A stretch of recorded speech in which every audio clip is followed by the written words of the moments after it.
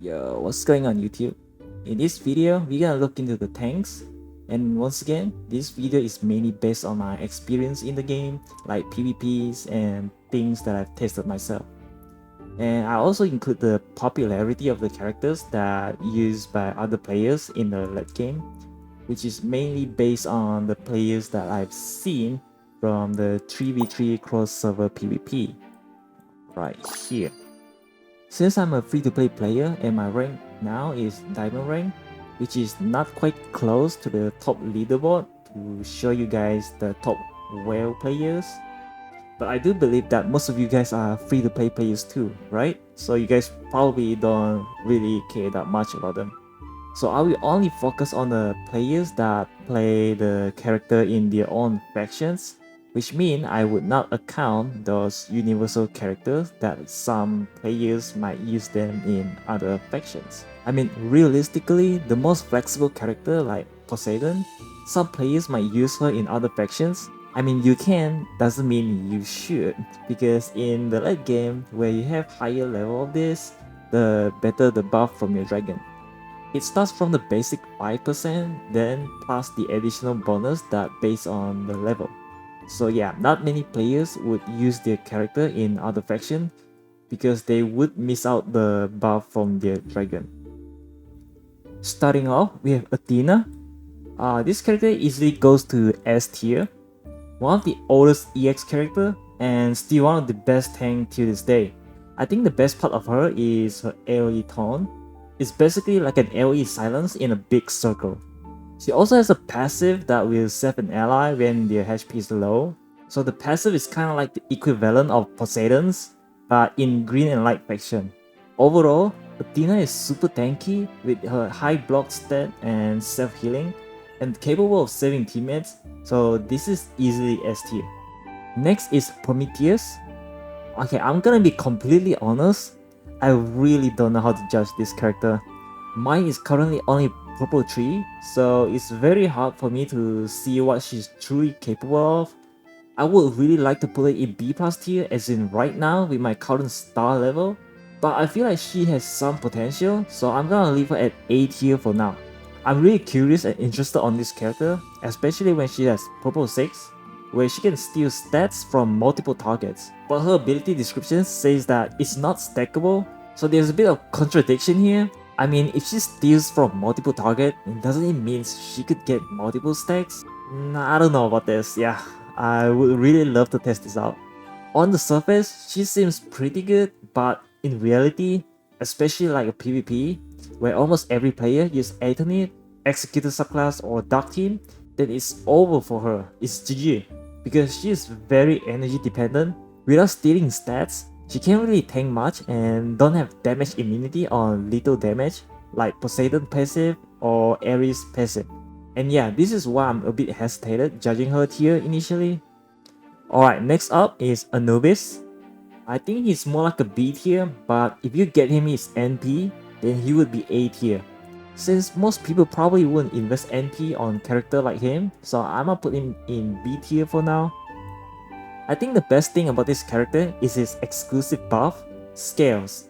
Giving damage reduction to the team is really good, but sadly, that passive skill can only be triggered once at the start of the battle. So if the fight is stalled long enough, your team will lose all the buffs. Then he'll be just a normal tank, like Oboroni.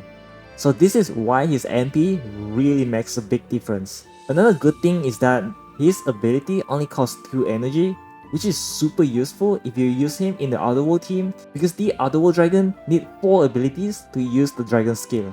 So having low energy cost means you can use the Dragon skill earlier, which sometimes can be a match decider. But one downside of this character is, you're gonna need a lot of Dead Rattle stacks for him so that he could revive again, which most likely means you will never play this character in a red team, since there's no red character that could beat Dead Rattle stack. So yeah, this character will 100% play in the Otherworld team. Next we have Oboroni. I'm gonna put her in B tier. She's probably the best starter tank, and I still use her till this day, not because she's good, but I have other priorities, and I still think she can still tank a bit to buy enough time for my team to clear out the enemies. If I want to replace my Oberoni, I would probably go for Athena and maybe, okay, just maybe Prometheus, because there's a lot of uncertainties about her, but I do think she has potential. Yeah, and another good option would be Hercules. She's not really a tank, but she does have decent self-sustainability skills. But for now, I'm just gonna stick with my Oberoni for a while until I get a better alternative. Next up is Helvel. I'm gonna put her in A tier. She's the only character that gives crit resist buff, which could be pretty useful in late game since it's pretty common in late game DPS builds that go for crit build or crit damage build. Her passive does gives her extra crit resist. If her crit resist is higher than the attacker's crit rate, then she will heal a percentage of the damage received to herself, which is why she's so tanky. So it may seem obvious that you have to go with full crit resist build on this character, right? Well, it depends. If you think about it, if you go full crit resist, you're basically forcing the enemies or the attackers to attack her with normal damage, not crit damage. But since you're going full crit resist gears, means she probably don't have much physical defense or magic defense, depends the type of the attacker. So going full crit resist build may not work as you expected. Only if she's not Diamond Star yet. Because when she's Diamond Star, she will get 30% damage reduction. So yeah, no Diamond Star equals no crit resist build. Overall, she is really tanky tank. But if we zoom out a bit, we could see that most of her skills are all about making sure she could survive in the front line. Which is nice, but not unless most of your backlines have been killed. So I would say she is a pretty selfish tank with no save and shield for the team. The only buff she provides to the team is crit resist. And crit resist is fine, but it's not as useful as defense or damage reduction increase. Or you could get her NP, which will increase the crit resist buff and she provides to the team. Next up is Caesar. This is easily S tier. Okay, before I explain, let's talk about what an ideal tank should have. So personally, I think an ideal tank should be number 1, tanky and able to save teammate, and also not dependent on energy. These are the main 3 criteria. So this is what an ideal tank should be in my opinion. And guess what? Caesar has all of them. At Purple 6, she has damage immunity on lethal damage that lasts for 6 seconds. And this is her passive, okay? It does not cost energy. And it even has a cooldown of 25 seconds, which means if you can kill her within 25 seconds, she's basically unkillable. She will constantly trigger her passive. And she does have a skill that triggers the punishment effect to stun her targets in a large circular area. This may seem not much, but an ideal tank with an additional little CC is definitely a plus. At Diamond Star, this is where she easily S tier. She can use her ability automatically for free. Yes, the moment the first enemy that uses their ability, she will immediately use her ability for free. No energy needed. Which means she is completely unaffected by energy cost increase. Even if you put Eternit on first in the ability queue, the moment she uses her silence, Caesar will automatically use her ability too, but will still get silence afterward. So yeah, now you see how broken she is. Overall, I think she would fit better with a dark team, since she can get blessing buffs for herself. I cannot imagine how you can beat a dark team with Poseidon, Artemis, and Caesar. The tank has damage immunity, Poseidon can save 2 teammates with her passive, and Artemis with her untargetable buff. Like, how is it even possible to beat this trio? So yeah, easy S tier for her. Next up, we have Dvalin. I'm gonna put her in A tier. This character has really nice skills. She could dispel debuffs and remove energy cost effect for the whole team. These are all really nice features, But the problem I have with her is, do you really need those? I mean, it's good to have some dispel, right? But do you really need it? Okay, first let's look at her factions, green and red. So what do people use in the green team? The most common are Jing, Athena, and so on.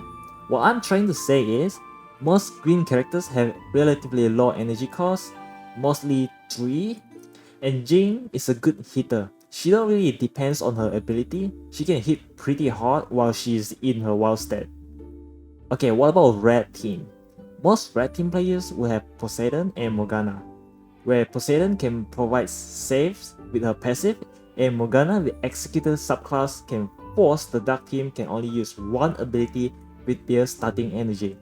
And I believe most dark team players don't want to spend the starting energy on Eternity, so by the time the Executor effect is gone, the red team player will have used all of their main abilities. Let's say Catherine and Vermilion. These two alone can deal massive magic damage. So overall, she has good skills, but the problem is, I don't think her factions really need those. And for that reason, I think that's why she's not very popular pick in her factions, despite having great skills. Next is Pompey. I'm gonna put her in A tier. This character is super popular. I can almost see her in every single blue or dark team. If you play her in the blue team, where you can constantly spam skills to give her enough awakening stack to let her spam her passive skill to keep healing herself out. So I would say she is pretty self-sustainable tank without using her own ability. So I think you could put her at the middle of your ability queue, giving priorities to your other characters like main TPS first. I think the reason why Pompey is super popular is because blue team is like the most popular faction, and there aren't many options for a blue tank, so that's why all the blue team players go for Pompey, and they don't want to invest too much on Prometheus. And another possible reason is you can summon her from the regular banner, and it's easier to max her out too. Next is Salome. I'm gonna put her in A tier. If you're a red team player and you're looking for a character that can inflict shock debuff, but you couldn't afford to get Thor, then Salome would be your great choice. Her ability can inflict AoE shock around her, so you can easily trigger detonation with fire characters like Vermilion or Hermes. But sadly, she is heavily reliant on her dodge to keep her survive. No dodge equals GG. And this is where the problem is. She needs death rattle stacks to get more dodge. But there's no red character that can give her the stack, at least for now. However, she does provide damage increase buff, but only to the characters that inflict shock debuff. And there aren't many shock characters out there. The best one would be Thor. So yeah, this buff is kinda useless to most of the red characters. And I think this is why she is not a popular pick in red team. I mean, not just red, but in the Otherworld team too. Because I don't think you should play her in Otherworld team, since you're not gonna need her shock. If we compare her with Helvel, Helvel can get further buff herself, which makes her tankier. So overall, I think Salome is more of a red character. Yeah. Next is Drasil. I tried to use this character on my second account, but my god, it's just so bad. Like, Oboroni can tank way better than him. So I'm gonna leave it at D tier. So what he's good at is giving shield and healing allies, but his ability costs 4 energy, which is way too expensive for that little benefits. If you match up against Eternit or Dark Team, the chance of using his ability is probably close to 0. So I don't really recommend using this character, but if you insist and want to try it out, I would recommend to play him in a blue team because of the high energy recharge rate. Next is Goran. I'm just call it Golem. I'm gonna put it in C tier. So this character is basically the higher its HP percentage, the larger it grows. But it can immediately skip this and gets to max size if it's in the grace state. As it grows, it can increase the physical defense up to 69%. Nice. To put it in comparison, full set of physical defense gear gives you a total of 60% physical defense. So this guy is basically has a built-in full set of physical defense gears, and its ability can stun up to 6 seconds, only if the target has elemental debuffs on them. And 6 seconds is really long. But if you're not playing Golem with elemental characters, then it will be 3 seconds stun only. To put this in perspective, Caesar can do 3 seconds stun for free, while it costs 3 energy for the Golem. Alright, next is Hermann. I'm putting her in C tier. Hermann is kind of like a tank that you have to use because you don't have other choice for your blue team. It's like Oberoni but in blue and dark faction. There's not much to talk about this character. If you have Pompey, just skip Hermann. That's it.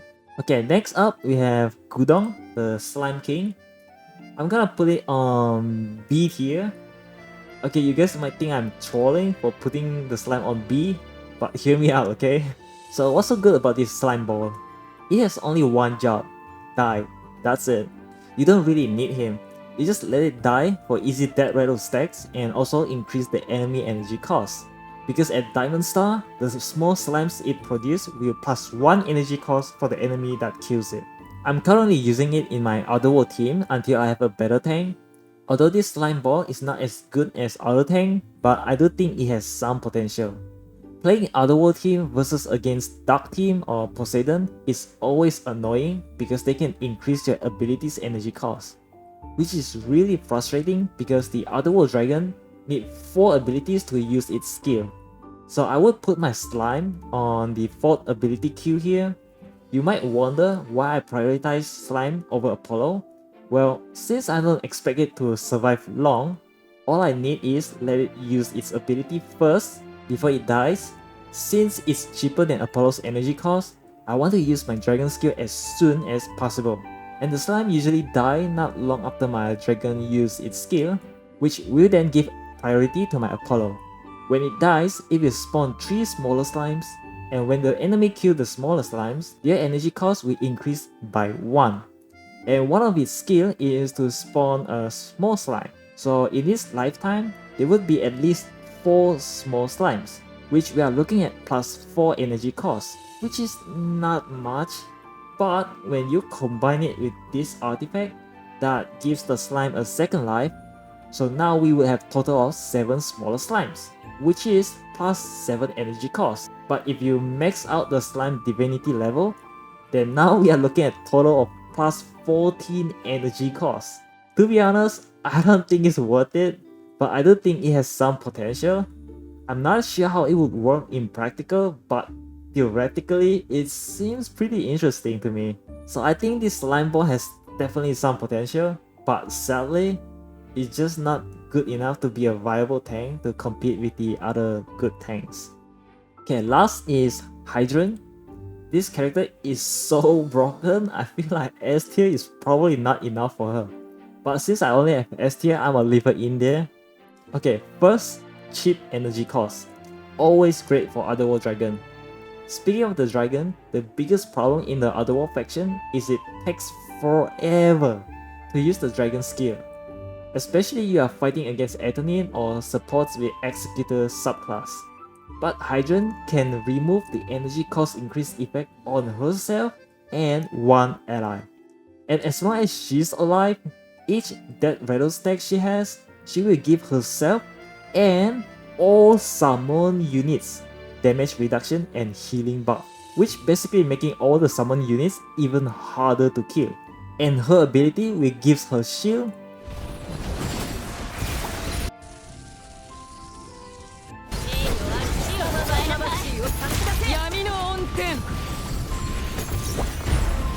so yeah, you most definitely put her in the first slot in ability queue.